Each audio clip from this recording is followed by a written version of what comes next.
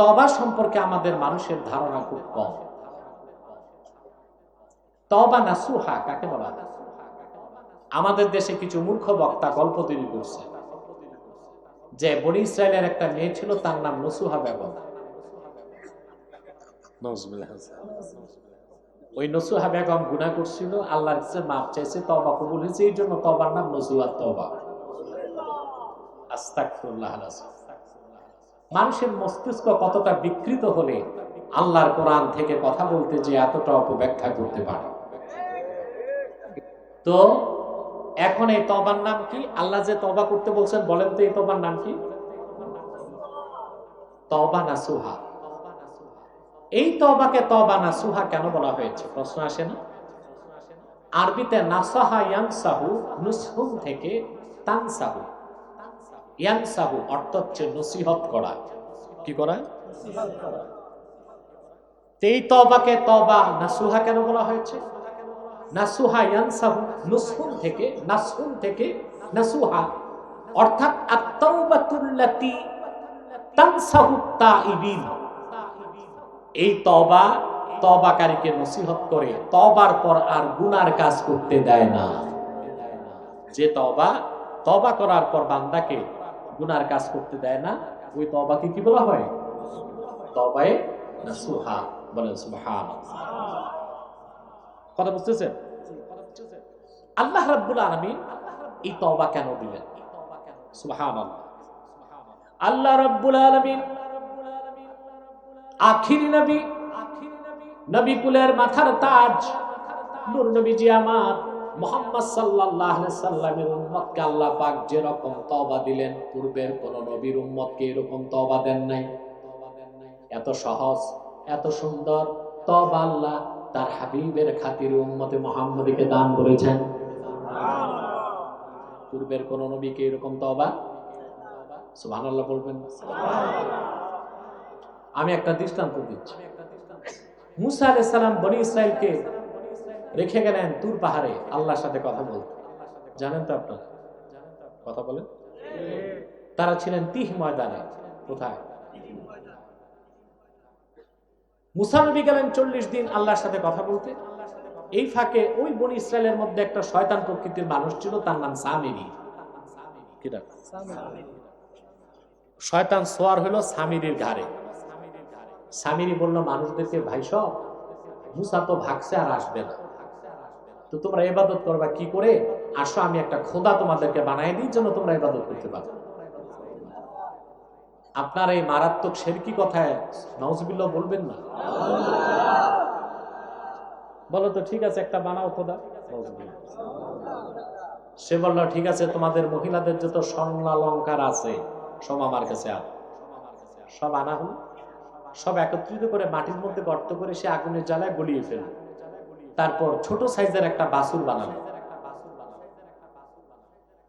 হযরত জিবরিল মুসা নবীর কাছে যখন ঘোড়া নিয়ে আসতেন, ঘোড়ার পা যেখানে পড়তো এখানে সবুজ ঘাস হয়ে যেত। ধূর্ত সামিরি ওই বরকতের মাটি পুটলায় রেখে দিয়েছিল। বাছুর একখান বানায়া মুখে দিতেই বাছুর তো জিন্দা হয়ে গেছে। আর সামিরি বলল, বনি ইসরাইল এটাই তোমাদের খোদা, এটার ইবাদত করো। নাউজুবিল্লাহ। মুসা আলাইহিস সালাম তুর পাহাড় থেকে যখন ফিরে আসলেন, এই শিরকি কাজ দেখে বরদাশত করতে পারেননি। বাম হাতে তার বড় ভাই হারুনের দাড়ি ধরছেন, আর ডান হাতে এক থাপ্পড় বড় ভাইয়ের গালে লাগাই দিচ্ছে। অথচ হারুন নিজেও নবী এবং মুসা আলাইহিস সালামের বড় ভাই। মুসা আলাইহিস সালামের বড় ভাই। এই ক্ষেত্রে মুসা নবী আদবের চিন্তা করেন না। কথা বলেন। শিরকের ব্যাপারে মুসা নবী বরদাশত করতে পারলেন না, এক থাপ্পড় তার বড় ভাই হারুনকে লাগাই দিলেন। আর বাম হাতে শক্ত করে দাড়ি ধরছেন। কথা বুঝতে পারছেন? ভাই তখন রাগ করে বলছেন হারুন আলাইহিস সালাম, লা তাখুয বিলিহিয়াতি, তুমি আমার দাড়ি ধরো না। কারণ মানুষ সবচেয়ে রাগ হয় দুই জায়গায় ধরলে, কান আর দাড়ি। কি ধরলে? কান আর দাড়ি। তবে যদি কান আর দাড়ি ধরা হয় পানিশমেন্ট হিসেবে, কারণ কান তো ধরা যাইতেই পারে। আমেরিকার প্রেসিডেন্ট জো বাইডেন, তার কান ধরারও তো লোক আছে। কে? নাপিত। নাপিত নাপিত জো বাইডেনের কান ধরে না? ডানে বামে যেমনি ছয়ভাবে ঘুরায়। এটা করার কিছু নাই, কানটা ধরতে দিতেই। এবার আসেন, আল্লাহ তাআলা মুসা নবীকে ওহী করলেন, মুসা, যারা শিরকের কাজ করেছে তাদের কতল করো। মুসা বললেন, আল্লাহ ওরা তো তওবা করবে। আল্লাহ বললেন, তওবার পরও কতল করো, শুধু তওবায় চলবে না। তওবা কঠিন ছিল কিনা? কথা বলেন। কিন্তু আখিরি নবী, নবী কুলের মাথার তাজ, আমার নূর নবীজি মুহাম্মদ সাল্লাল্লাহু আলাইহি ওয়াসাল্লামের খাতিরে উম্মতে মুহাম্মদী যত বড় গুনাহ করুক, শিরক করুক, কুফর করুক, অন্যায় করুক, তার গুনাহ যত বেশি হোক, সুনান তিরমিজি সাক্ষী, আল্লাহ নিজে বলেছেন হাদিসে কুদসি, ইয়া ইবনা আদম লাউ বালাগাত দুনুবুকা আনানাস সামা, ওরে বনি আদম, তোমার গুনাহ জমে জমে যদি আকাশের মেঘমালা পর্যন্ত চলে যায়, সুম্মাস্তাগফারতানি, তারপর তুমি যদি আমার কাছে ক্ষমা চাও, লাগাফারতু লাক, আমি আল্লাহ তোমার জীবনের সব গুনাহ মাফ করে নিষ্পাপ ঘোষণা করে দিব। এই যে তওবা, এটা আল্লাহর হাবিবের খাতিরে পেয়েছে। সুবহানাল্লাহ বলতে কষ্ট হয়। সুবহান। মক্কা বিজয়ের পর হযরত ওয়াহশী রাদিয়াল্লাহু তাআলা, নাম শুনেছেন? আমিরে হামজা রাদিয়াল্লাহু তাআলা আনহুর হত্যাকারী। তিনি মক্কা শরীফ থেকে পালায়ে যাচ্ছেন, বুঝলেন? মক্কা শরীফ থেকে তিনি পালায়ে যাচ্ছেন। লোকজন বললেন, আইনা তুরিদ ইয়া ওয়াহশী, কোথায় যাও ওয়াহশী? বলে, আমি পালায়ে যাচ্ছি কারণ সবাই ক্ষমা পেল, আল্লাহ রাসূল আমারে মাফ করবেন না, আমার মতো পাপী তো আর একজনও নাই। সাহাবায়ে কেরাম বললেন, রে ওয়াহশী, একটিবার তুমি রাহমাতুল লিল আলামিনের কদমে চলে যাও, তোমার মতো হাজার পাপীকে তিনি মুহূর্তে মাফ করে দিতে পারেন। নতমস্তকে ওয়াহশী আল্লাহর হাবিব সাল্লাল্লাহু আলাইহি সাল্লামের কদমের সামনে হাজির হয়ে গেল। আল্লাহর হাবিব বললেন, তুমি কে? ওয়াহশী বললেন, আমি ওয়াহশী। রাসূলুল্লাহ জিজ্ঞেস করলেন, কোন ওয়াহশী? আপনার চাচার হত্যাকারী। আল্লাহর হাবিব বলেছেন, কেন এসেছো? ওয়াহশী বললেন, এসেছি ইসলাম গ্রহণ করার জন্য। আল্লাহর হাবিব বললেন, তাহলে তুমি কালেমা পড়ো, মুসলমান হও। সে বলল, ইয়া রাসূলুল্লাহ, একটি শর্ত আছে আমার। ওয়াহশী শর্ত দেয়। শর্ত কে দিল? ইন্নী উরিদু আন মুসলিমা ওয়ালাকিন লা উসলিমু হাত্তা আসমা'a কালাম আল্লাহ। ইয়া রাসূলুল্লাহ সাল্লাল্লাহু আলাইহি ওয়াসাল্লাম, আমি তো মুসলমান হব, একটা শর্ত আছে, আমি মুসলমান হলে আমার সব গুনাহ আল্লাহ মাফ করবেন। এটা ওহীর মাধ্যমে আল্লাহ যদি আপনাকে জানান আর আপনি আমাকে শোনান, কানে শুনি, তাহলে আমি মুসলমান হব। সুবহানাল্লাহ। কি শর্ত দেখছেন? সঙ্গে সঙ্গে কোরআনের আয়াত নাজিল হয়ে গেল। আল্লাহ ঘোষণা করলেন, والذين لا يدعون مع الله إلها آخر ولا يقتلون النفس التي حرم الله إلا بالحق ولا يزنون ومن يفعل ذلك يلقى أثاما। আপনারা দুটা বয়স্ক অ্যাডাল্ট মানুষ খোঁচাখুচি করতেছেন, এটা কি? এখানে কি অ্যালার্জি সমস্যা না অন্য কোনো সমস্যা? বুঝতেছেন, আসলে কম জায়গায় বেশি মানুষ আপনারা প্যাক হয়ে গেছে, এটা একটা কারণ বটে। তবে একটু ধৈর্য ধরতে হবে। হ্যাঁ, গরম তো আছে। সম্মানিত সুধী, সাথে সাথে কোরআনের আয়াত নাযিল হয়ে গেছে। আল্লাহ ঘোষণা করলেন, মুহাম্মদ সাল্লাল্লাহু আলাইহি সাল্লাম, আপনি ওয়াহশীকে এবং তাম বিশ্বের মানুষকে খোঁজ খবর দিয়ে দেন, যারা আল্লাহর সাথে অন্য কাউকে ইলাহ হিসেবে ডাকবে না, অর্থাৎ শিরক করবে না, কুফর করবে না, অন্যায়ভাবে মানুষ হত্যা করবে না, জিনা করবে না, আল্লাহ তাদের সবাইকে মাফ করবে। আর এই কাজগুলোতে যে অংশগ্রহণ করবে সে ক্ষতিগ্রস্ত হবে, সে প্রভুর গুনার অধিকারী হবে। ওয়াহশী রাদিয়াল্লাহু তাআলা আনহু বললেন, ইয়া রাসূলুল্লাহ সাল্লাল্লাহু আলাইহি ওয়াসাল্লাম, ইন্নী আশরাকতু বিল্লাহ ওয়া কাতালতু আন-নাফসাল্লাতী হারামাল্লাহু ইল্লা বিল হাক্কি ওয়া জানাইতু। ইয়া রাসূলুল্লাহ সাল্লাল্লাহু আলাইহি ওয়াসাল্লাম, আমি তো শিরক করছি, আপনার চাচাকে হত্যা করছি, আবার জিনা যে কতবার করছি তাতে হিসাবই নাই, তো মুসলমান হয়ে লাভ কি আমার? আবার আয়াত নাযিল হয়ে গেল, আল্লাহ পাক বললেন, ইল্লা মান তাবা ওয়া আমানা ওয়া আমিলা আমালান সালিহান ফাউলাইকা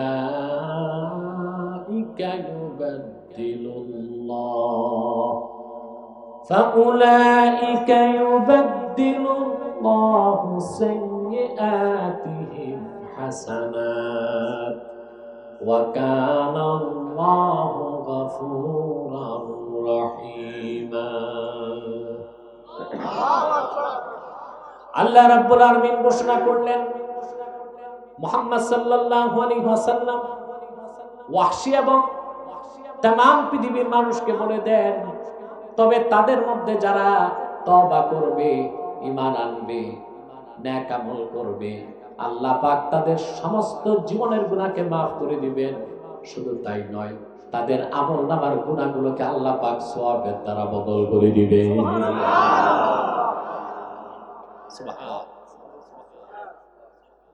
হযরত ওয়াহশী বললেন, ইয়া রাসূলুল্লাহ, ইয়া হাবিবাল্লাহ, এখানেও তো আল্লাহ শর্ত দিয়েছেন, ইন্নী আরা ফীহি শারতান ফাহুয়াল আমালুস সালিহ। আল্লাহ তো একটা শর্ত দিয়েছেন, ঈমান আনার পরে, তওবা করার পরে নেক আমল করতে হবে। আমি তওবাও করব, ঈমানও আনবো, নেক আমলের গ্যারান্টি আমার নাই।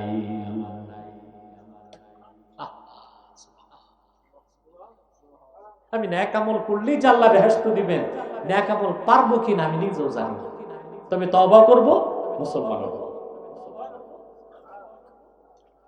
এবার আল্লাহর পক্ষ থেকে আবার আয়াত নাযিল হয়ে গেল,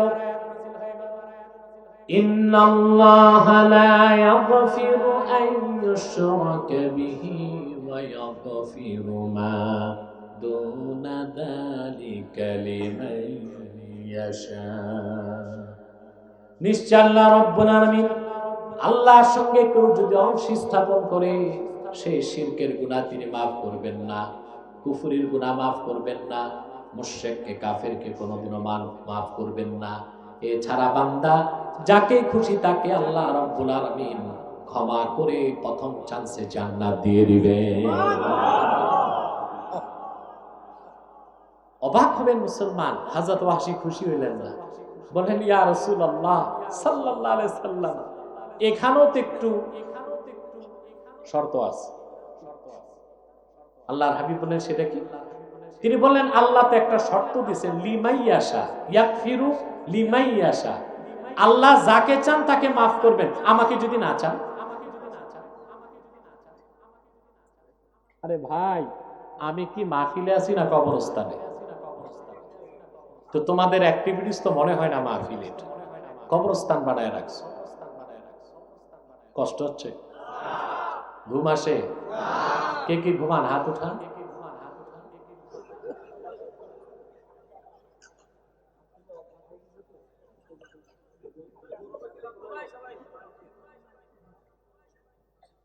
গরমে কি হয়েছে সবাই?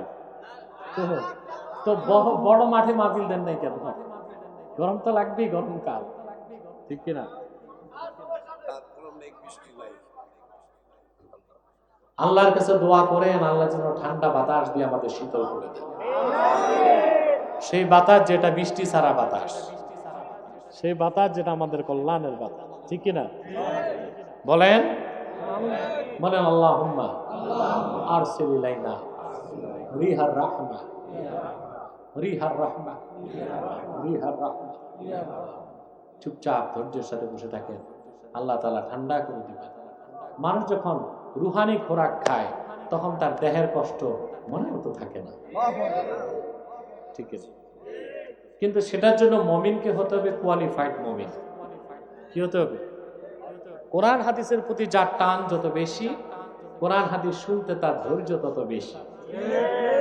আপনারা দেখেছেন না, যুবকরা বিয়ের আগে 6 দিন ঘুমাইতে পারে না, বাজার সদাই করে।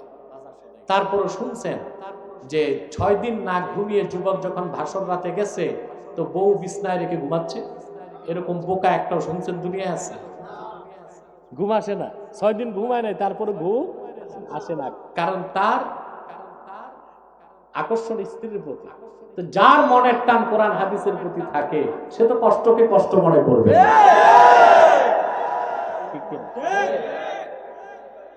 সম্মানিত সুধী, তো যে কথা বলছিলাম, ওয়াহশী বললেন ইয়া রাসূলুল্লাহ সাল্লাল্লাহু আলাইহি ওয়াসাল্লাম, আল্লাহ যাকে চান তাকে মাফ করবেন, আমার কথা তো বলেন নাই, আমাকে যদি না চান।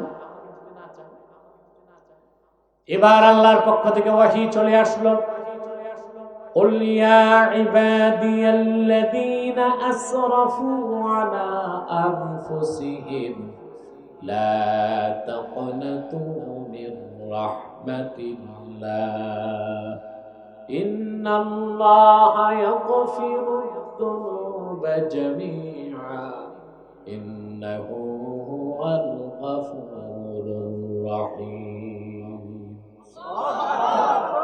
আল্লাহ রাব্বুল আলামিন ডাক দিয়ে বলেন, হাবিব মুহাম্মদ সাল্লাল্লাহু আলাইহি ওয়াসাল্লাম ওয়াহশী সহ तमाम পৃথিবীর মানুষকে ডেকে বলুন, হে আমার বান্দারা, তোমরা যারা জুলুম করেছো, নিজেদের উপর গুনাহ করেছো, অন্যায় করেছো, পাপ করেছো, লা তাকনাতু মির রাহমাতিল্লাহ, আল্লাহর রহমত থেকে তোমরা নিরাশ হয়ে যেও না। তোমরা যদি তওবা করো, আল্লাহ ইচ্ছে করলে তোমাদের জীবনের সব গুনাহ মাফ করে বিনা আযাবে প্রথম চান্সে জান্নাত দিয়ে দিবে। এই রকম তওবা আল্লাহ তার হাবিবের খাতিরে আমাদেরকে দিয়েছেন। সুবহানাল্লাহ। সেই তওবার কথা আল্লাহ বলেছেন, তুবু ইলাল্লাহি তাওবাতান নাসুহা, তোমরা আল্লাহর কাছে তওবায়ে নাসুহা করো। কেন নাসুহা? নাসহুন থেকে নাসুহা, নাসাহা ইয়ানসাহু তানসাহু, আত-তাওবাতুল্লাতী তানসাহু তাইবিন বাদাত তাওবা। তওবার পরে তওবাকারীকে এই তওবা নসিহত করে, আল্লাহ না তোমারে maaf করছেন তা আবার গুনাহ করো কেন? এই তওবা নসিহত করবেন আপনারা? জোরে বলেন ইনশাআল্লাহ। 3টা শর্ত। কয়টা? যুবকদের উদ্দেশ্যে বলছি, ভালো করে খেয়াল করুন। কয়টা শর্ত? তওবা নাসুহার শর্ত মাত্র 3টা। 1, নাদামা, অনুশোচনা। তওবার মূল হচ্ছে অনুশোচনা, এটা তওবার ব্যাকবোন, মেরুদণ্ড। আমার ভাইরা, তওবার মূল হচ্ছে নাদামাত, অনুশোচনা। মুমিন বান্দা আল্লাহর কাছে যখন তওবা করবে, সে যখন অনুশোচনা করবে, আল্লাহ তার জীবনের সব গুনাহ মাফ করে দিবেন। ইমামে ফখরুদ্দিন রাজি রাহমাতুল্লাহি আলাইহি তাফসীর কবীরে ফাতালাক্কা আদম মির রাব্বিহি কালিমাত, এই আয়াতের ব্যাখ্যায় লিখেন, তওবা করার সময় বান্দার অনুশোচনা হলো কি হলো না তা কেমন করে বান্দা বুঝবে? তিনি জবাব দিয়েছেন, শুকনা কাঠের মধ্যে আগুন ধরালে যেমন ধোঁয়া বের হয়, ধোঁয়া বের হলে বোঝা যায় কাঠে আগুন লেগেছে। বান্দা তওবা করার সময় যখন বিগত গুনাহের জন্য অনুতপ্ত হবে, অনুশোচনা করবে, তার চোখ থেকে টপ টপ করে পানি ঝরবে, তখন বুঝতে হবে বান্দার কলিজায় তওবার আগুন জ্বলে গেছে। এটা অনুশোচনা, নাদামাত। তবে এই বসো, খামাস, কোনো নড়াচড়া চলবে না, ধৈর্যের সাথে বস। শুধু সমস্যা তাদের যারা জিন্সের প্যান্ট পরেছে, হ্যাঁ, আমি বুঝতেছি এগুলো কি পেন্ট বানায় বুঝি না, আমি বুঝতেও পারি না এটা পা দিয়ে সেলাই করছে না সেলাই করে পা দিচ্ছে। চামড়া আর প্যান্ট একসাথে লেগে আছে। এদের বসতেও বলি না, এরা বসলে তো চিচেন থাক। কথা বলতো সব মোবাইল পকেটে রাখ, সব মানে তো কথা খেয়াল করতেছেন। তো আবার 1 নম্বর শর্ত কি? এখন অনুশোচনা হলো কি হলো না বুঝবেন কি করে? আপনি যখন আল্লাহর কাছে আত্মসমর্পণ করবেন, আপনার চোখ থেকে বিগত দিনের গুনার কথা মনে হলে পানি ঝরতে থাকে। তওবার মানে আল্লাহর কাছে আত্মসমর্পণ। আশরাফুল মাখলুকাত, সৃষ্টিকুলের শ্রেষ্ঠ সৃষ্টি মানুষ, আল্লাহ ছাড়া আল্লাহর শ্রেষ্ঠ সৃষ্টি কোন মানুষ কোন মাজারে, কোন পীরের কাছে, কোন মিনারে, কোন সৌধে, কোন প্রতিমার কাছে, কোন প্রতিকৃতি, কোন মূর্তির কাছে মাথা নত করুক, এটা আমার আল্লাহ চান না। মানুষ একমাত্র আত্মসমর্পণ করতে যে মস্তক নত করবে আমার আল্লাহর কাছে। সুবহানাল্লাহ। আপনারা এই শিরক গুলো করছেন, পীরি মুরিদের নামে শিরক করেন, সংস্কৃতির নামে শিরক করেন, মিনারে আর সৌধে যে মস্তক নত করে নিশ্চুপ দাঁড়ায়া প্রস্তর পূজা করে, মাজারে যে কপাল ঘষেন, না এসব শিরক। আল্লাহর ওলিদের মাজার জিয়ারত করা খুব ফায়দার কাজ, কিন্তু তা হতে হবে সুন্নত তরিকা, ঠিক কিনা? হক্কানি আল্লাহওয়ালা পীরের কাছে যাওয়া তো ওয়াজিব। আল্লাহওয়ালা হক্কানি পীরের কাছে যাওয়া কি কেন ওয়াজিব? এই কোরআন শরীফ সাক্ষী। সূরা মুহাম্মাদে আল্লাহ তার রাসূল সাল্লাল্লাহু আলাইহি ওয়াসাল্লাম বলেছেন, ফা'লাম আন্নাহু লা ইলাহা ইল্লাল্লাহ। মুহাম্মদ সাল্লাল্লাহু আলাইহি ওয়াসাল্লাম, আপনি জেনে রাখুন নিশ্চয় আল্লাহ ছাড়া কোনো মাবুদ নেই। সূরা মুহাম্মদ নাজিল হয়েছে শেষ দিকে, এর আগে এত সূরা নাজিল হলো, সূরা বাকারা, সূরা ফাতিহা, সূরা মুজাম্মিল, সূরা মুদ্দাসসির, সূরা আলাক। আল্লাহ রাসূলের চেয়ে বেশি কেউ জানতেন না আল্লাহ ছাড়া কোনো মাবুদ নাই, তারপরে আবার আল্লাহ জানতে কেন বললেন? প্রশ্ন আসে না যে আপনি জেনে রাখুন আল্লাহ ছাড়া কোনো মাবুদ নেই। কি জানতে বলেছেন? ইলমে মারিফা। বদরুদ্দিন আইনি তাফসীর, বদরুদ্দিন আইনি উমদাতুল কারিতে আয়াতের ব্যাখ্যা লিখেছেন, ফা'লাম আন্নাহু লা ইলাহা ইল্লাল্লাহ ইত্তাফাকাল জামহুর আলা উজুবি ইলমিল মারিফা ওয়াস্তাদাল্লু বিহাদিহিল আয়াত। সমস্ত উলামায়ে কেরাম একমত, ফা'লাম আন্নাহু লা ইলাহা ইল্লাল্লাহ, আল্লাহ তার হাবিবের কাছে এই ওহী করে ইলমে মারিফার শিক্ষাকে ওয়াজিব বানায় দিয়েছে। আপনারা উসুলের কায়দা জানেন, মা ইউবজিলাল ওয়াজিব ফাহুয়া ওয়াজিব, ঠিক না? ওয়াজিবের জন্য যেটা দরকার ওটাও কি ওয়াজিব। ওয়াজিব, ওয়াজিবের জন্য যে ওয়াসাইল দরকার ওটাও কি ওয়াজিব। তাহলে ইলমে মারিফার শিক্ষা করার জন্য আল্লাহ ওয়ালার কাছে যাওয়া সুন্নতের জন্য কি ওয়াজিব। কিন্তু সেটা কেন যাবেন আল্লাহ ওয়ালার কাছে? সে আপনার শিক্ষক, আপনার বড় ভাই, আপনার উস্তাদ। কিন্তু আজকে বাংলাদেশে ভণ্ড পীররা দেখা যায় পীরের কাছে যে মস্তক নত করতেছে, এটা শিরক, হারাম না জায়েজ। এটা করবেন কেন আপনি? শিরকের গুনাহ করা যাবে না, সেটা পীরের কাছে হোক, মাজারে হোক, মিনারে হোক, সৌদে হোক। মনে থাকবে, রাজনীতির নামে, সংস্কৃতির নামে, ঐতিহ্যের নামে, পীর মুরিদের নামে কোন প্রকার শিরক চলবে না। মানুষ একমাত্র মস্তক নত করবে সর্বশক্তিমান আমার আল্লাহর কাছে। সেজন্য আল্লাহ তওবা দিয়েছেন, বান্দা তওবায় আত্মসমর্পণ করবে কার কাছে? বাইবেলের তওবাটা শুনেই আপনাদের। বাইবেলে একটা তওবা আছে, খ্রিস্টানদের বাইবেলে। ঈসা আল্লাহর কাছ থেকে যে তওবা আনছিল ওটারে তো ওরা বহুটাকে নষ্ট করছে। ওই তওবা তো বাইবেলে নাই। মন করে একটা তওবা বাইবেলে ওরা ঢুকাইছে, সেটা হচ্ছে বাইবেলের তওবা খ্রিস্টানদের, যে কোনো ব্যক্তি যদি অপরাধ করে, পাপী হয়, গুনাহগার হয়, সে রবিবার দিন গির্জায় যাবে। কোথায়? ওখানে ফাদার আছে। কি আছে? ফাদার মানে বাবা। এটা এমন ফাদার যার জীবনে মাদার থাকে না। এটা বুঝেন নাই আপনারা? কেমন ফাদার? যার জীবনে মাদার থাকে না। অর্থাৎ ফাদার মানে যে বিয়ে করবে না, তাহলে মাদার হবে কোথেকে? হবে এই ফাদারদের কোনো মাদার নাই, তবে তারা বদমাশি 16 আনাই করে, যেটা ইউরোপ আমেরিকায় যৌন নির্যাতনে ফাদারদের বিরুদ্ধে মামলা হয়। শিশুদের বলাৎকার করে এই কাজগুলো করে, তারা বিয়ে করে না। ওরা কি করে না? বিয়ে করে না, কিন্তু শিশুদেরকে বলাৎকার করে। ওই ফাদারের কাছে যে পাপ করছে খ্রিস্টান, সে ফাদারের হাঁটুর কাছে মস্তক নত করে বসে যাবে। তারপর সে বলবে যে গত সপ্তাহ থেকে এই পর্যন্ত আমি এতটা গুনাহ করছি, অন্যায় করছি, চুরি করছি, বদমাশি করছি, শয়তানি করছি, হারাম কাজ করছি। তখন তওবা কি? ফাদার তার মাথায় হাত বুলিয়ে একবার বলে দিবে, মহান জেসাস, যিশু তোমাকে ক্ষমা করুন। তো খ্রিস্টান মনে করে আমি তো নিষ্পাপ, আবার যে র্যান্ডম শয়তানি শুরু হয়। কেন? একবার গেলেই তো গির্জায় তওবা হয়ে যায়। জেসাস মাথায় হাত দিয়ে কি বলে? ফাদার, মহান যিশু তোমারে। নাউজুবিল্লাহ বলবেন না? ইসলাম মানুষের মর্যাদাকে সমুন্নত করেছে। মানুষ কোন ব্যক্তি বস্তুর কাছে মাথা নত করবে না, করবে মহান আল্লাহর কাছে। তওবাটা আত্মসমর্পণ। তওবাটা কি?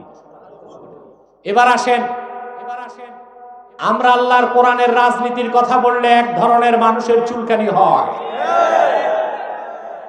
কিন্তু যারা ধর্মনিরপেক্ষতায় বিশ্বাসী তারাও মাঝে মধ্যে রাজনীতি করে, তবে আল্লাহর দেওয়া কোরআনের রাজনীতি করে না, মানব রচিত মিথ্যাশ্রিত তন্ত্রমন্ত্রের রাজনীতি করে। কিভাবে? আমি বুঝাই দিচ্ছি। আপনার নেলসন ম্যান্ডেলার নাম শুনেছেন? বলেন তো কোন দেশের নেতা? সাউথ আফ্রিকা, ঠিক কিনা? আপনারা ভাবছেন আফ্রিকা, দক্ষিণ আফ্রিকা মানে জঙ্গল, শুধু বাঘ বললুক আর কিছু নাই। খুব সমৃদ্ধ একটা দেশ দক্ষিণ আফ্রিকা, এবং ক্যাপটাউন পৃথিবীর অন্যতম একটা বাণিজ্য কেন্দ্র, বুঝলেন? আর আমরা ভাবি যে ওখানে খালি মশার যন্ত্রণায় চলাফেরা করা যায় না, নাকি? না, উঠছে অনেক মশা আমাদের বাংলাদেশে। আর বাংলাদেশের সবচেয়ে বেশি মশা হচ্ছে ঢাকা এয়ারপোর্টে। এই জন্য উচ্চ আদালত রুল জারি করছে ঢাকা এয়ারপোর্টকে মশা মুক্ত করা হোক। আশ্চর্য কথা, আমি বুঝে পাই না, এত বিমানের আড্ডা, ওইখানে মশা ঢুকে কেন? কারণটা এখনো খুঁজে পাই নাই। যাক, কারণ একটা পাওয়া তো যাবেই, ঠিক কিনা? মশার সাথে এয়ারপোর্টের এত প্রেম কেন? সব বাড়িতে শুধুই। সে নেলসন ম্যান্ডেলা 27 বছর জেল খেটেছে। 27 বছর পর জেল থেকে বের হয়ে তার দ্বন্দ্ব ছিল শ্বেতাঙ্গদের সাথে। তখন সে একটা ট্রুথ কমিশন করেছে। কি করছে? এটা বাইবেল থেকে কনসেপ্টটা সে নিয়েছে, বাইবেল থেকে। সে খ্রিস্টান, বাইবেল থেকে নিয়েছে, এটি তো স্বাভাবিক। কথা বলেন। তখন সে কমিশন করলো যে যারা যারা এতদিন অপরাধ করছে, রাষ্ট্রদ্রোহী কাজ করছে, অন্যায় করছে, তারা এসে সব অপরাধ স্বীকার করুক, রাষ্ট্র তাদের মাফ করে দিবে। নিরপেক্ষ থেকে কনসেপ্টটা বড় আফসোস, 2006 সালে, 7 সালে, 8 সালে বাংলাদেশে কেয়ারটেকার গভর্নমেন্ট যখন আসলো, ওরা আবার নেলসন ম্যান্ডেলার অনুসরণে বাংলাদেশে একটা ট্রুথ কমিশন করল। যত দুর্নীতিবাজ, আঙ্গুল ফুলে কলা গাছ, চাঁদাবাজ, গরিবের হক পেরে বড় লোক হয়েছে, তাদেরকে সুযোগ দিল, তোমরা যারা টাকা ট্যাক্স দাও নাই, আসো, তোমাদেরকে ট্রুথ কমিশন মাফ করবে। কিভাবে? 1 কোটিতে 33 লাখ টাকা দিয়ে দাও, আর তোমাদের কালো টাকা সাদা হয়ে যাবে। নিলকোর থেকে তত্ত্ব নেলসন ম্যান্ডেলা থেকে। আর নেলসন ম্যান্ডেলা নিলকোর থেকে? আফসোস, বাইবেল মানুষের হস্তক্ষেপ হয়েছে, বিকৃত মিথ্যাশ্রিত একটা ধর্মগ্রন্থ থেকে তোমরা ট্রুথ কমিশনের কনসেপ্ট নিতে পারলা। আর যে কোরআন আল্লাহর পক্ষ থেকে এসেছে, সে কোরআন থেকে আইন কানুনের কথা বললেই মৌলবাদ আর সাম্প্রদায়িকতার গন্ধ খুঁজো বাংলাদেশে। চলবে না, চলবে না। এদেশের মানুষের দিল বদল হয়ে যাচ্ছে। কি বদল হচ্ছে? দিন বদল না, দিল বদল হচ্ছে। আবার বলছি, দিন বদল না, দিন বদল হচ্ছে, দিল বদল হচ্ছে। বাংলাদেশে 17 কোটি 46 লক্ষ মানুষ, 11 কোটি ভোটার, আর 18 থেকে 37 বছর বয়সের তরুণ যুবক আছে 3 কোটি। সারা বাংলার 3 কোটি তরুণ যুবকের স্রোত আল্লাহর কোরআনমুখী হয়ে যাচ্ছে মুসলমান।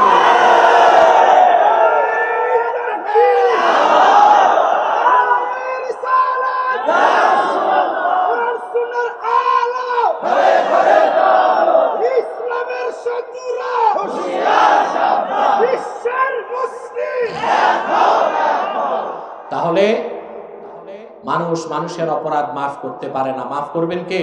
আল্লাহ। জোরে বলেন কে? তওবার মাধ্যমে। কিসের মাধ্যমে? সে তওবার শর্ত কয়টা? জোরে বলেন কয়টা? প্রথমটা কি? অনুশোচনা। আল্লাহর কাছে আত্মসমর্পণ করতে হবে আপনাকে। সুবহানাল্লাহ। মনে রাখবেন মুসলমান, তওবার আত্মসমর্পণ কতক্ষণ? প্রশ্ন আসে না? আপনার বিরুদ্ধে ওয়ারেন্ট জারি হয়ে গেল, পুলিশ অফিসার এসে আপনাকে যদি পায় আপনাকে অ্যারেস্ট করবে, কিন্তু পুলিশ দারোগা আসার আগে যদি আপনি জামিন নিয়ে নেন, আপনাকে পুলিশ অ্যারেস্ট করতে পারবে নাকি? আপনার তওবা কতক্ষণ? মালাকুল মউত আসার আগ পর্যন্ত। মৃত্যুর দারোগা আপনার ওয়ারেন্ট যখন নিয়ে চলে আসবে, দুনিয়ার ওয়ারেন্ট অফিসারকে তো কিছু মাল পানি দিলে বিদায় করা যায়, সমগ্র দুনিয়ার সম্পদ মালাকুল মউতের পায়ে দিলেও 1 সেকেন্ডের জন্য আপনাকে তিনি সময় দিবেন না। দিবেন সময়? মালাকুল মউত আসার আগ পর্যন্ত আপনার জামিন নেবার সুযোগ আছে। আপনি তওবা করেন, যে তওবা কবুল হয়ে যায় আপনি নিষ্পাপ অবস্থায় হেসতে চলে যাবেন। বলেন সুবহানাল্লাহ। প্রথম শর্ত কি? অনুশোচনা, নাদামা। অতএব আপনারা যারা তওবা করতে চান, তওবায়ে নাসুহা, প্রথম কাজই হচ্ছে আপনাকে রাতের অন্ধকারে আল্লাহর কাছে সাজদায় চলে যান, বিগত দিনের গুনার জন্য আল্লাহর কাছে অনুতপ্ত হয়ে মাফ চাবেন। পারবেন না ইনশাআল্লাহ? একজন মুমিনের চোখের পানির দাম কত জানেন? আপনারা শুনেছেন সহিহ বুখারীর হাদিস, আল্লাহর হাবিব ইরশাদ করেছেন, মাউ যাবযাবা লিমা শুরিবা। বান্দা যে নিয়তে জমজম পান করবে তার সেই নিয়ত পূরণ হবে, যে রোগের জন্য জমজম পান করবে তার সে রোগ চলে যাবে। আল্লাহর আকাশের নিচে জমিনের উপর জমজমের চেয়ে পবিত্র কোনো পানি নাই, কিন্তু আল্লাহর পবিত্র সত্তার কসম করে বলি মুসলমান, উম্মতে মুহাম্মাদি, আল্লাহর ভয়তে কিংবা আল্লাহর হাবিব মুহাম্মদ সাল্লাল্লাহু আলাইহি সাল্লামের মহব্বতে যদি 1 ফোঁটা চোখের পানি চোখে আনতে পারে, ওই পানির ফোঁটার দাম আমার আল্লাহর কাছে জমজম পানির চেয়েও কোটি গুণ বেশি হয়ে যায়। তওবা করার সময় যদি 1 ফোঁটা চোখের পানি আপনার গর্ভদেশে আসে, তা প্রবাহিত হওয়ার আগে আল্লাহ আপনাকে নিষ্পাপ ঘোষণা করে দিবেন। এটা প্রথম শর্ত। পারবেন ইনশাআল্লাহ। 2, আপনাকে গুনাহ ছাড়তে হবে। আইয়ুকলিআ আনিল মাসিয়া, ব্যক্তিকে গুনাহ ছেড়ে দেওয়া। কি ছেড়ে দেওয়া? আপনি নামাজ পড়বেন না কিন্তু তওবা করবেন, এটা তওবাই হবে না। কারণ নামাজ তরক করা হচ্ছে সবচেয়ে বড় গুনাহ। এই গুনার মধ্যে থেকে হাজারো তওবা করলে আপনার তওবা কবুল হবে না। তওবা কবুল হবে না। আপনারা এইরকম তওবাই করেন, ঠিক কিনা? এই যে অনেক লোক লাইলাতুল বারাতে দেখা যায় বেনামাজেরা সব মসজিদে ভিড় করে, যোহর আসর মাগরিব গেছে, একদিকে এশার আজান হয়, বাজারে যে বল্টু চৌধুরী ক্যারাম বোর্ড খেলে, উনি সারা রাত জাগছে কালকে। এটাই কি সব রাত পালনের উদ্দেশ্য? তওবার দ্বিতীয় শর্ত, আপনাকে গুনাহ ছাড়তে হবে। গুনাহ 3, আইয়াজআমা আল্লাহ ইয়াউদা ফিহা আবাদা, আপনাকে শপথ করতে হবে জিন্দেগিতে আপনি আর গুনার কাজ করবেন না। সুদ ছাড়বেন, ঘুষ ছাড়বেন, আর কোনোদিন সুদ ঘুষ ধরবেন না। জানা বেবিচার করবেন না, তওবার পর কোনোদিন কাছেও যাবেন না। নামাজ তরক করতেন, এখন শপথ করতে হবে 1 ওয়াক্ত নামাজ ছাড়বো না। এই 3 শর্ত যদি পূরণ করতে পারেন, আপনার তওবা হয়ে যাবে তওবায়ে সুবহানাল্লাহ। বলবেন এই তওবায়ে নাসুহা করলে কি পাবেন? প্রশ্ন আসে না? কথা বলেন। আল্লাহ বলে দিয়েছেন, আসা রাব্বুকুম আইয়ুকাফিরা আনকুম সাইয়্যাতিকুম ওয়া ইউদখিলাকুম জান্নাতিন তাজরি মিন তাহতিহাল আনহার। আল্লাহ পাক বলেন, তোমরা যদি তওবা নাসুহা করো, আশা করা যায় মুহাম্মদ সাল্লাল্লাহু আলাইহি সাল্লামের খাতিরে আল্লাহ পাক তোমাদের জীবনের সব গুনাহ মাফ করে দিবেন, আর তোমাদেরকে আল্লাহ পাক সেই অনিন্দ সুন্দর জান্নাতে প্রবেশ করাবেন, যে জান্নাতের নিচ দিয়ে স্বচ্ছ পানির ঝর্ণা দ্বারা প্রবাহিত আছে। কোন দিন আল্লাহ বলে দিচ্ছেন, ইয়াউমা লা ইউখজিল্লাহুন নাবিয়্যা ওয়াল্লাযীনা আমানু মাআ।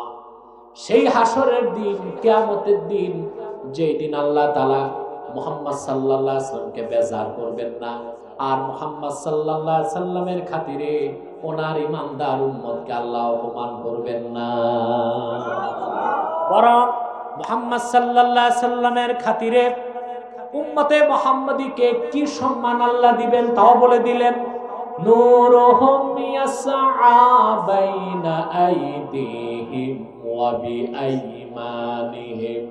প্রত্যেক উম্মতে মুহাম্মদীর সামনে আর ডানে নূর দৌড়াদৌড়ি করবে। সুবহানাল্লাহ। রাসূলুল্লাহর প্রত্যেক উম্মতের সামনে আর ডানে নূর দৌড়াবে। সুবহানাল্লাহ। হাসর ময়দানে মানুষ বুঝবে এরা ভিভিআইপি উম্মত, উম্মতে মুহাম্মদ।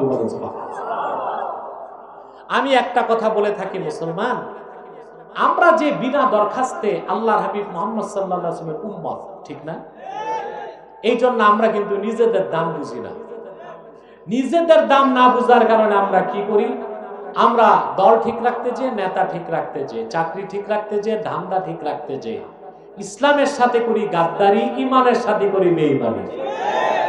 আর নির্বাচনের রাতে ভেড়া বকরির দামে বিক্রি হয়ে যাওয়া। আপনাদের এলাকায় হয় না? সব আউলিয়া কেরাম হয়, হয় না? আরে মিয়া সাহেব, আপনার দেখেন না ঈদের সময় এক একটা ভেড়া বকরির দাম হয় কত? আরে এই ফ্যানটা আপনি দখল করছেন, আমাকে দেন না। আপনিও তো একরামুল মুসলিমুনও তো করা উচিত। আপনি আসেন, ভাগ নেন একটু আমার সাথে। আসেন আসেন, ফাঁকা হয়ে বসে। কথা খেয়াল করতেছেন? আপনার ঈদের সময় দেখবেন ভেড়া বকরির দাম হয় 10,000 12,000 টাকা, আর নির্বাচনের রাতে ভোটারের দাম হয় 1000 টাকা 1200 টাকা, কোথাও নাকি 500 টাকা হয়। এ তো পোল্ট্রি মুরগির দামও হয় না। কেন আমরা এত কম দামে বিক্রি হই? কেন? আমরা উম্মতে মুহাম্মদী নিজেদের দামই বুঝি না। আপনার দাম কত বেশি মুসলমান জানেন? সহিহ বুখারীর হাদিস, আল্লাহর হাবিব ইরশাদ করেছেন, নাহনুল আখিরুনাস সাবিকুন। আল্লাহর হাবিব বলেছেন, আমরা পৃথিবীতে আসার দিক দিয়ে দেরিতে এসেছি, সবার পরে এসেছি, কিন্তু কাল কিয়ামতে হাসরে পুলসিরাতে জান্নাতে থাকবো সবার আগে। আল্লাহু আকবার। নাহনুল আখিরুনাস সাবিকুন। উমদাতুল কারিতে এই হাদিসের ব্যাখ্যা এসেছে, আল মুতাআখিরুনা ফিদ দুনিয়া ওয়াল মুতাকাদ্দিমুনা ইয়াউমাল আখিরা। আমরা মুহাম্মদ সাল্লাল্লাহু আলাইহি ওয়াসাল্লামের উম্মত, পৃথিবীতে এসেছি সকল জাতির পরে, কিন্তু মুহাম্মদ সাল্লাল্লাহু আলাইহি সাল্লামের খাতিরে হাসরে, মিজানে, পুলসিরাতে, কাউসারে, জান্নাতে সব জায়গায় আমরা থাকব প্রথম কাতারে। আমি একটা উদাহরণ দিব। আপনারা এয়ারপোর্ট গেছেন? আরে ভাই, ট্রাভেল করতে না বিমানের লেঞ্জা দেখতে? দেখতে। এটি তো বুঝছি তো আমি। এত লোক কেমনি আবার প্লেনে উঠলেন আপনারা? এখনো তো এত উন্নত হন নাই আপনারা। অনেকে যায় এয়ারপোর্টে, ওই ডান পাশে বাম পাশে দৌড়ায়, একটু প্লেনের লেজ, পাখা, ডান্ডা এগুলো দেখা যায়। আমি তা বলছি না, আমি বলছি বিদেশ ট্রাভেল করতে প্লেনে উঠছেন? ইন্টারন্যাশনাল এয়ারপোর্টে উঠছেন তো কিছু মানুষ, উঠছেন না? ওখানে দেখবেন প্লেনে কিছু ক্যাটাগরি থাকে। কি থাকে? এখন সবার আগে যে যাত্রীরা যায় ওরা ইকোনমিক ক্লাস। ইকোনমিক ক্লাসের এই গরিব মিসকিন যাত্রী যারা, প্লেনে ওদের সিটগুলো সব পিছনে, এরা ইকোনমিক ক্লাস, বুঝলেন? এরা যায় মোটামুটি 3 ঘন্টা আগে। আর এখন তো করোনা, এখন যেতে হয় 6 ঘন্টা আগে। যে আর কি করবে, করোনা টেস্ট করে এই 6 ঘন্টা বসে থাকে। মশা তো বেশি বলছি না, এগুলো মারে বসে বসে। আর করবে ঠিক প্লেন ছাড়ার, টেক অফ করার 1 ঘন্টা আগে ঢুকে বিজনেস ক্লাস। ধনী মানুষ, শিল্পপতি, বড় লোক যারা, এরা বিজনেস ক্লাসের যাত্রা। প্লেন টেক অফ করার আধা ঘন্টা 40 মিনিট আগে ঢুকে ভিভিআইপি পারসন যারা মন্ত্রী এমপিরা। এখন বলেন তো ভাই, প্লেনের সিঁড়ি যখন প্লেনে লাগলো বা টিউব, তখন উঠবে আগে কারা? ইকোনমিক্স না বিজনেস না ভিআইপি? আসছে সবার পরে, তারপর উঠবে যারা আসছে বিজনেস ক্লাস, তারপর উঠবে তারা সবার আগে যারা আসছে। এই পৃথিবীতে উম্মতে মুহাম্মদী সবার শেষে এসেছে, কিন্তু মুহাম্মদ সাল্লাল্লাহু আলাইহি সাল্লামের খাতিরে আল্লাহ পাক এত সম্মান দিবেন হাসরে, মিজানে কাউসারে, পুলসিরাতে, আল্লাহর জান্নাতে তারা থাকবে সবার আগে। শুধু কি তাই?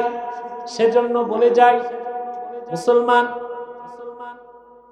স্পষ্ট মনে রেখো, তোমার দলের কারণে, দলীয় মতাদর্শের কারণে, নেতার কারণে, নেতার মনোরঞ্জন করতে যে, নেত্রীর খুশির জন্য, ব্যবসার জন্য, চাকরির জন্য, দুনিয়ার স্বার্থ রক্ষার জন্য কখনো তুমি ইসলামের সাথে গাদ্দারি করো না, ইমানের সাথে বেঈমানি করো না।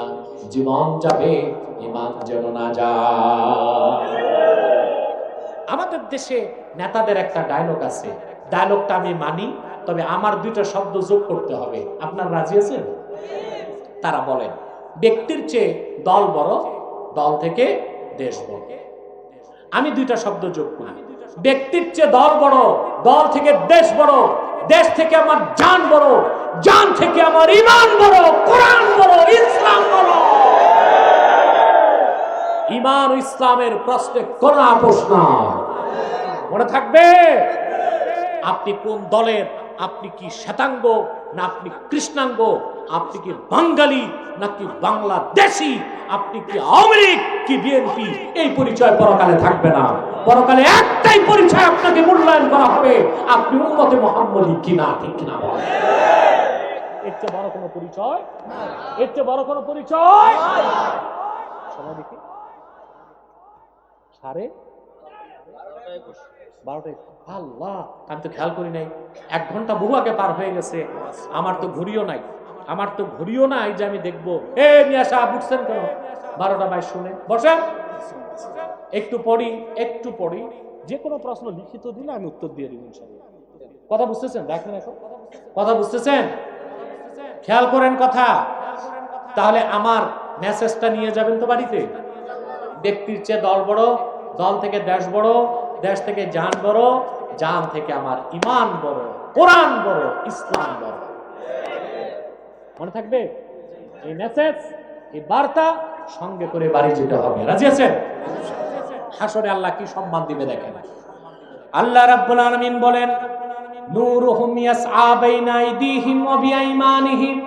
প্রত্যেক উম্মতে মুহাম্মদীর সামনে এবং ডানে নূর দৌড়াদৌড়ি করবে। সুবহানাল্লাহ বলবেন। কেন আল্লাহ নূর দিবেন? প্রশ্ন আসে না? হাদিস সাক্ষী আল্লাহর হাবিবের সাথ করেছেন, হাসরে 120টি কাতার হবে, 80 কাতার হবে উম্মতে মুহাম্মাদী। এই বিলিয়ন বিলিয়ন, ট্রিলিয়ন ট্রিলিয়ন মানুষের মধ্যে হাসরে যেন উম্মতে মুহাম্মাদী স্বতন্ত্র পরিচয় ধারণ করতে পারে, এই জন্য তাদের সামনে এবং ডানে নূর দৌড়াদৌড়ি করবে। উম্মতে মুহাম্মাদী আল্লাহকে ডাক দিয়া বলবেন, ইয়াকুলুনা রাব্বানা আতমিম লানা নূরানা ওয়াগফির লানা ইন্নাকা আলা কুল্লি শাইইন কাদির। উম্মতে মুহাম্মাদী আল্লাহকে ডেকে বলবেন, রব্বুল আলামিন, তুমি যে নূর দান করেছো, এই নূরটা আমাদের জন্য পরিপূর্ণ করে দাও। এই কথাটা কেন বলবেন? প্রশ্ন আসে না? তাফসীরে জবাব এসেছে, মুসলমানদের সাথে আল্লাহ তাআলা হাসরে মুনাফিকদেরকে প্রথম অবস্থায় নূর দিবেন, তারপর আবার নূরটা কেড়ে নেবেন মুনাফিকদের শাস্তি বাড়ায় দেওয়ার জন্য। মনে করুন আপনি দস্তরখানে বসেছেন, পোলাও, গোশত, কোরমা, ব্রোস্ট এবং রোস্ট আপনি দেখতেছেন আপনাকে দেওয়া হয়েছে, কিন্তু আপনি খাবার আগে প্লেটটা সরাই দিল। এটা না দিলে যা অপমান হইতেন, দিয়া যে নিল, অপমান বাড়লো না? এই জন্য মুনাফিকদেরকেও হাসরে কি দেওয়া হবে? প্রথম অবস্থায় নূর দেওয়া হবে, পরবর্তীতে নূরগুলো আল্লাহ কেড়ে নিবেন চরম অপমান করতে। মুসলমানরা তখন ভয় পেয়ে যাবে যে আমাদের নূর যদি আল্লাহ কেড়ে নেন, তারা চিৎকার দিয়ে বলবে আতমিম লানা নূরানা ওয়াগফির লানা, আয় আল্লাহ এই নূরটা কাইরা নিও না, এটা সাথে দাও, পরিপূর্ণ করে দাও, মাফ করে দাও। আল্লাহর পক্ষ থেকে আওয়াজ আসবে, উম্মতে মুহাম্মাদি ভয় পেও না, এই নূর তোমাদের সঙ্গেই থাকবে, পুলসিরাতে এই নূর তোমাদেরকে পথ দেখাবে। তোমরা জান্নাতে প্রবেশ করার পর নূরটা জান্নাতে মিশে যাবে। ইন্নাকা আলা কুল্লি শাইইন কাদির।